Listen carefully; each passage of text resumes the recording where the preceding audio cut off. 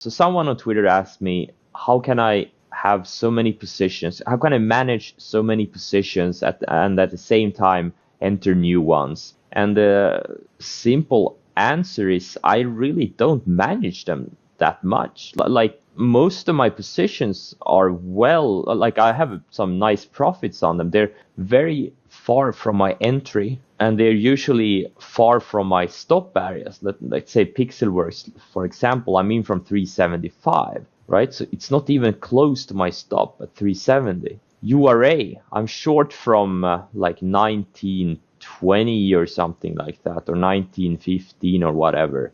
And it's not even close to my entry. CLF, I'm in from 10, I think I'm in from 1060 average. I bought it at 1040 and then I added a 1080 after the offering. So I'm about 1060 average. It's not even close to being near my stop or near my entry. Now this one actually is kind of close to my entry. So there's really not that much to manage. So on some of these things, I do set alerts if I feel like they are kind of close to potentially stopping me out intraday. And on some of these that are very close that I think may stop me out near the open, I just set stops on them so I don't have to watch them right out of the gate because there's so many other things to do. So like OCLR, I'm from like 985. It's not even close to my stop. Kala, I mean, from like 655. It's so far above